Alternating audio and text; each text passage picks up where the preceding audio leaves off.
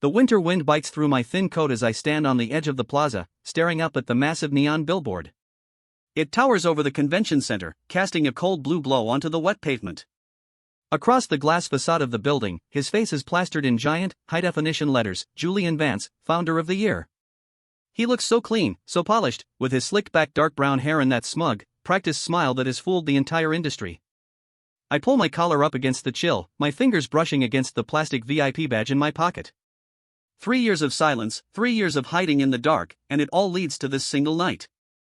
Around me, the city hums with its usual indifference, a cacophony of passing cabs, distant sirens, and the chatter of wealthy patrons stepping out of limousines. They wear coats that cost more than my monthly rent, laughing and sharing inside jokes as they head toward the gilded entrance of the Grand Hyatt. I am a shadow among them, a ghost from a past they all chose to forget. To them, I am just another spectator, a face in the crowd. Under my coat, the badge feels heavy, a key to a world that once belonged to me. I remember the warmth of the old office, the smell of cheap coffee and whiteboard markers, and the absolute belief that we were changing the world. Julian and I had started NovaCore in our college dorm room, sharing a single desk and taking turns sleeping on a broken futon. We were brothers in arms, or so I believed. I was the brain, the one who sat up until dawn writing the foundational code, while Julian was the mouth, the one who could sell sand in a desert. We complemented each other perfectly, until the money started rolling in. Success has a way of changing people, but with Julian, it didn't change him so much as it revealed who he had always been. As the valuation of NovaCore climbed, he began to distance himself from the actual product, spending more time at executive dinners and networking events. He started speaking in buzzwords, making promises to investors that our current infrastructure couldn't possibly support. Every time I tried to pull him back to reality, to warn him about the instability of our database, he would brush me off with a wave of his hand. I vividly recall one night during our second funding round when our servers began to choke under a sudden traffic spike. I tried calling him 3 times, my hands trembling as I watched the error rates climb, only for him to decline the calls. Later, a colleague sent me a photo of Julian at a high-end networking dinner, laughing with investors, his phone sitting face down on the tablecloth while our team scrambled in the dark. It was exactly 3 years ago today when that brotherhood was shattered. I still remember the smell of rain outside the high-rise boardroom, the heavy oak table, and the cold, unyielding silence of the investors. I sat at the center of the table, clutching a stack of code repositories, trying to explain that we needed to slow down our growth to fix the underlying data sync issues. I was trying to save our company, to protect the users from a catastrophic crash. But they weren't listening to me. They were looking at Julian. Julian stood at the head of the table, his arms crossed over his custom-tailored suit, his arrogant amber eyes gleaming with a strange, predatory light. He didn't look like my roommate, or the man who had stood beside me as my best man.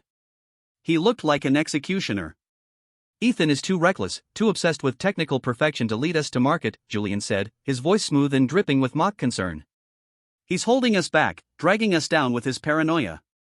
For the sake of NovaCore, we need to let him go." I looked around the room, searching for a single ally, but every face was blank. And then my eyes landed on Clara, who sat next to the lead investor, her own father.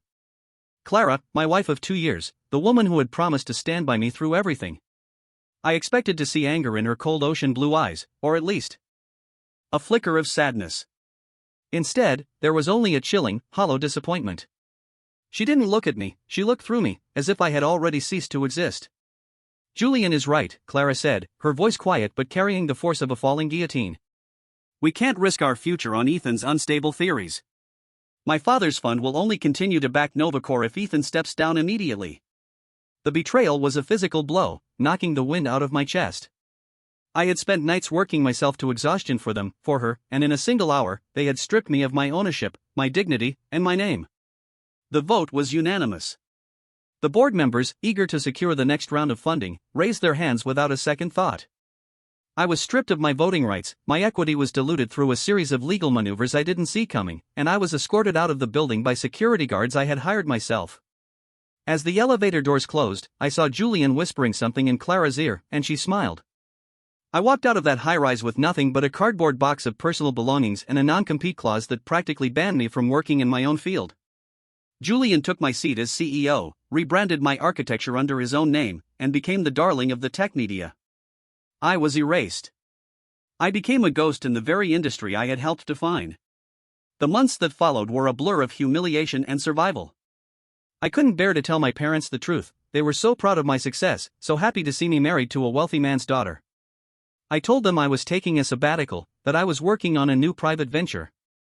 In reality, I was living in a damp, rented garage on the outskirts of the city, eating canned soup, and taking anonymous contract jobs under a pseudonym just to cover the monthly rent. Clara didn't wait long to finalize the divorce. Within 6 months, the papers were signed, and she was already appearing on Julian's arm at high society charity galas. The tech blogs called them the ultimate power couple, the visionary CEO of NovaCore and his brilliant, platinum blonde director of operations. Every photo of them was a dagger in my chest, a reminder that the world had moved on, leaving me in the dust. My daily life became a monotonous loop of survival. I woke up at dawn in a room that smelled of damp concrete and motor oil, typing on a cheap, second-hand laptop with blankets wrapped around my shoulders to keep out the draft. I took low-paying, anonymous contract jobs, writing basic scripts for companies that didn't know my name and didn't care to.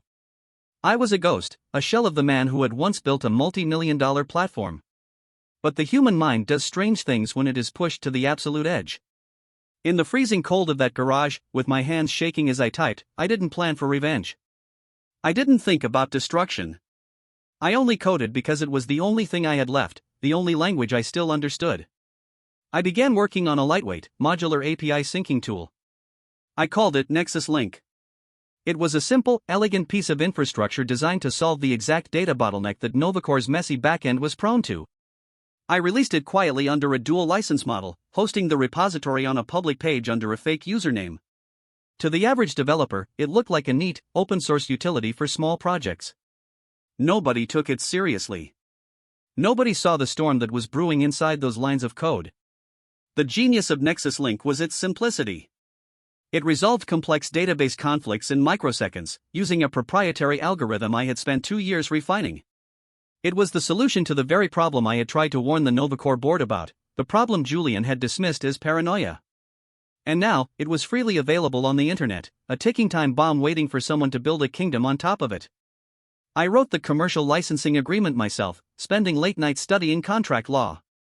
I buried a highly specific clause deep within the boilerplate text, under Section 9b, a section that most legal teams skimmed over.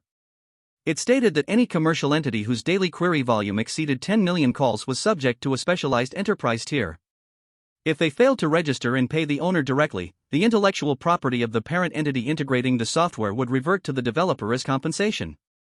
It was a legal trap, yes, but it was also a shield. I never expected anyone to hit 10 million queries a day unless they were a massive corporation. I certainly didn't expect my former company to be the first to walk into it. But Julian was never a technical mind. He was a salesman, a pitchman who believed that code was something you could just buy and patch together to look pretty for the investors. As NovaCore grew, their database began to buckle under the weight of millions of active users. Julian's engineers, desperate for a quick fix to keep the system from crashing before their next funding round, found NexusLink. It was free, it was fast, and it solved their database lag instantly. They integrated it into their core stack without checking who owned it, and Julian proudly checked the boxes on the automated licensing screen without reading a single word. For 2 years, NovaCore's scaling issues disappeared. Their stock soared, their valuation hit $3 billion, and Julian was hailed as a technical genius. They didn't realize that their entire multi-billion-dollar empire was now resting on a bridge that I had built in a damp garage. A bridge that I could dismantle with a single keystroke. Every time NovaCore announced a new feature, every time Julian did an interview boasting about their proprietary data fabric, I would check my server logs. I watched the query counts rise, steady and relentless. 10 million. 20 million. 30 million. They were growing fast, fueled by the illusion of technical stability, completely unaware of the anchor they had tied to their own necks. 3 weeks ago, my server log showed that NovaCore had crossed the 50 million daily query threshold. I downloaded their integration logs and confirmed that the automated license agreement had been signed and executed by Julian's official CEO account. The trap had sprung. Under the very laws Julian had used to kick me out of my own company, I was now the rightful owner of NovaCore's primary database intellectual property. The irony was delicious, but it also brought a cold, heavy silence. I sat in my garage for hours, staring at the screen, the cursor flashing in the dark. I had the legal documents, the digital signatures, and the technical keys. I could launch a lawsuit, or I could walk into the biggest night of their lives and deliver the news myself. I looked down at my hands. They are no longer shaking. I am standing in the lobby of the Grand Hyatt, surrounded by men and women in designer suits and evening gowns. The air is thick with the scent of expensive perfume and champagne. I blend into the background, a silent observer in a dark, well-tailored suit that cost me 3 months of freelance savings. The marble floors reflect the warm light of the massive crystal chandeliers, and a live string quartet plays softly in the corner. People are laughing, clinking glasses, exchanging business cards. It is a gathering of the elite, the self-proclaimed masters of the digital universe. And at the center of it all is NovaCore. The crowd is buzzing with anticipation. Tonight is the night Julian Vance receives the Founder of the Year award. I see Clara standing near the main entrance, talking to a group of journalists. Her platinum blonde hair is pinned up in an elegant updo, and her cold ocean blue eyes sparkle under the crystal chandeliers. She looks radiant, yet there is a sharpness to her posture, a tension that wasn't there 3 years ago. Beside her stands her brother, Thomas. He is wearing a flashy, expensive suit that looks slightly too big for him, laughing loudly at his own jokes. Thomas was always the loudest critic of my work, the one who called me a code monkey who didn't understand the real business world. He has thrived under Julian's regime, taking a high-paying executive role he never earned. Thomas is gesturing wildly, gesturing to the reporters about the sheer scale of NovaCore's new platform. We're not just a software company anymore, he boasts, his voice carrying over the music. We are the infrastructure of the future. Julian has created a system that is virtually indestructible. I smile to myself, taking a slow sip of my water. I take a deep breath and walk toward them. My heart hammers against my ribs, but my steps are steady. As I draw closer, Thomas is the first to spot me. He stops laughing mid-sentence, his arrogant blue eyes widening in surprise before curling into a smirk of pure amusement. Well, look what the cat dragged in, Thomas sneers, nudging Clara. Is that Ethan? I thought you were coding in some basement in New Jersey. Clara turns slowly, her expression freezing as she looks at me. For a fraction of a second, I see something like shock in her cold blue eyes, perhaps even a shadow of guilt. But it vanishes as quickly as it came, replaced by her familiar, icy mask. Ethan, she says, her voice low and tight. What are you doing here? This is an exclusive event. You shouldn't have come. I received an invitation, I say quietly, keeping my voice calm and even. My old founder tier credentials were never fully revoked from NovaCore's internal event platform, allowing me to register myself as a VIP guest. I simply walked up and took the badge they printed. Thomas laughs, a harsh, grating sound that draws the attention of a few nearby guests. A celebration?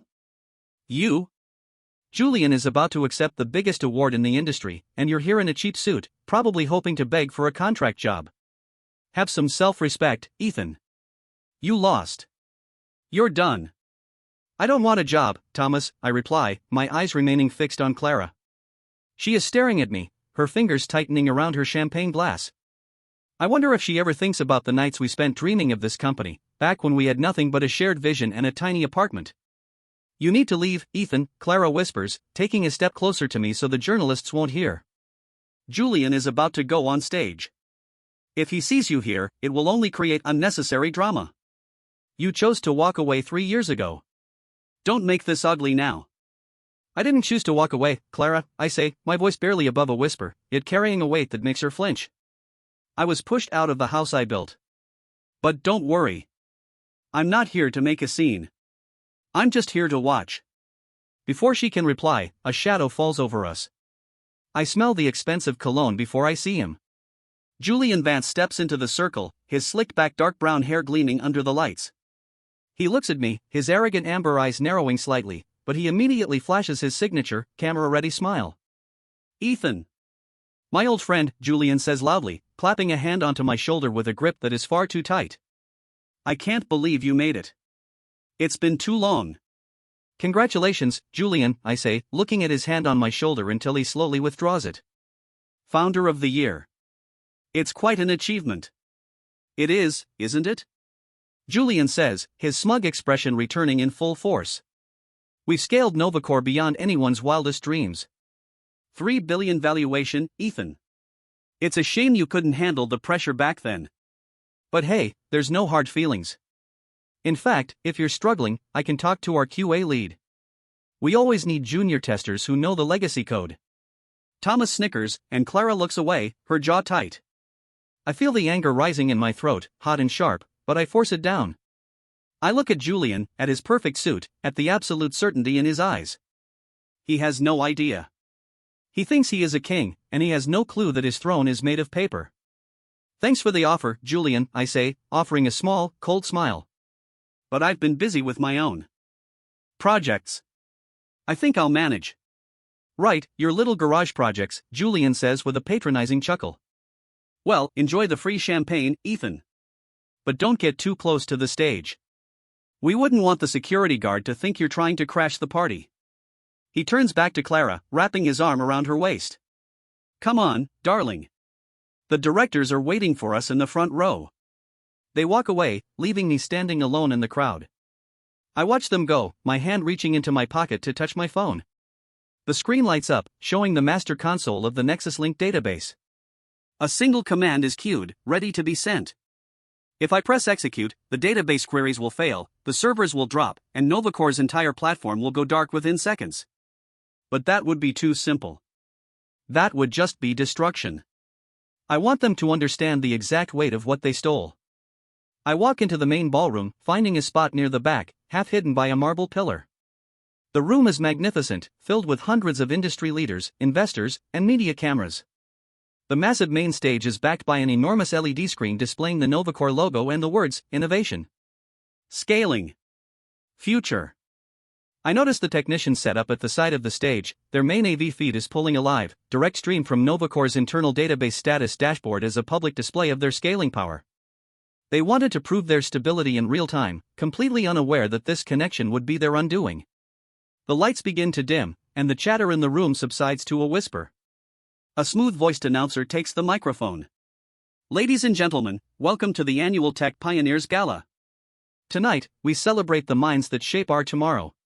Please welcome to the stage, the recipient of the Founder of the Year Award, the CEO of NovaCore, Julian Vance. The room erupts into thundering applause. Spotlights sweep across the crowd, locking onto Julian as he walks down the center aisle. He beams, waving to the cameras, his slicked-back hair shining. Clara walks half a step behind him, smiling gracefully, basking in the reflected glory of the empire she helped steal. Julian steps onto the stage, taking his place behind the podium. He waits for the applause to die down, his eyes scanning the crowd with absolute confidence. I stand in the shadows, my phone held low in my hand. I open the terminal window. The NexusLink contract enforcement script is loaded. I have two choices. I can run the script that forces the server to display the ownership transfer on the main screen, or I can leave the room and let them have their perfect night. Thank you, Julian begins, his voice echoing through the massive speakers. When we started NovaCore, people told us we were dreaming too big. They told us that scaling a real-time data platform to 50 million daily users was impossible. They said the architecture would collapse under its own weight. My former partner, in fact, wanted us to halt everything, to freeze our growth because he was afraid of the scale. A light murmur goes through the crowd. I feel Clara's eyes drifting toward the back of the room, as if she is looking for me, but she cannot see me behind the pillar. Julian smiles, a patronizing expression. But leadership is about having the courage to push forward when others want to hold back.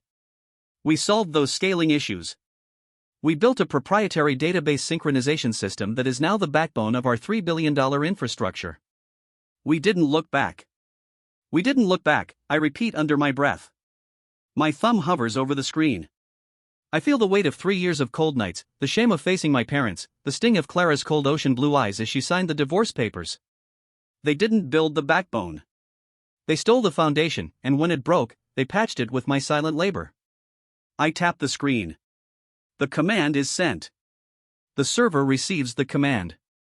The NexusLink backend initiates a license verification challenge. On the massive LED screen behind Julian, the NovaCore logo suddenly flickers. The sleek promotional video of their database architecture cuts out, replaced by a cold, black terminal window. The crowd mutters in confusion, and Julian pauses, looking over his shoulder at the screen. He laughs nervously. Looks like our AV team is having some technical difficulties, he jokes, but his voice has lost its easy confidence. The terminal window on the screen begins to scroll with code at lightning speed. Lines of licensing terms flash across the display. And then, a giant red warning box appears at the center of the screen, critical compliance failure. Unauthorized use of NexusLink infrastructure detected. Julian's smile freezes. He looks at the front row, where his lead engineers are sitting. They are already pulling out their phones, their faces pale and panicked. Clara's composure cracks, her cold blue eyes widening as she looks at the red text. NovaCore's primary database architecture is built entirely on license code owned by Ethan Miller. The screen reads, the text bold and clear for everyone in the room to see. Under Section 9B of the NexusLink Commercial License Agreement, signed and executed by Julian Vance on behalf of NovaCore, failure to comply with query volume limitations has triggered an automatic, non-transferable reversion of the core database intellectual property to the developer. The room falls into a dead, suffocating silence. You could hear a pin drop on the carpeted floor. Hundreds of investors and tech executives stare at the screen, then at Julian, who is standing frozen behind the podium. His face has gone pale, his arrogant amber eyes wide with horror as the reality of the fine print sinks in. This is a mistake. Julian stammers into the microphone, his voice cracking. This is a malicious hack. Security, shut the screens down. Turn it off. But the screens do not turn off. The NexusLink admin console has locked the system. I step out from behind the pillar, walking slowly down the center aisle, my hands in my pockets. The crowd begins to part as they see me, the name Ethan Miller still flashing in bright white letters on the screen behind the stage. Thomas is standing in the front row, his curly blonde hair messy as he runs his hands through it in a panic. He looks at his phone, then looks up at me as I walk past him. His face is a mask of pure terror. Ethan, he gasps, his voice trembling. What did you do? You ruined us. You ruined everything. I don't look at him. I keep walking until I reach the stage, stopping just a few feet from where Clara is sitting. She is staring at me, her hands trembling, her face completely drained of color. The coldness in her ocean blue eyes is gone, replaced by a desperate, silent plea. For 3 years, she thought I was a failed coder hiding in a garage. Now, she sees the man who holds the keys to her husband's entire empire. Julian looks down at me from the stage, his hands gripping the edges of the podium so hard his knuckles are white. Ethan, he whispers, the microphone catching his trembling breath. We can talk about this. We can make a deal. Whatever you want, we can settle this privately. We had a deal, Julian, I say, my voice carrying clearly through the silent hall. You signed it yourself. You just didn't bother to read the code. The cameras are flashing, capturing every second of the fall. The investors are already leaving their seats, their faces grim as they make phone calls. Julian's empire is crumbling in real time, and he is standing on stage, holding an award he no longer owns the right to claim. I turn around and walk toward the exit, the giant red screen still illuminating the ballroom.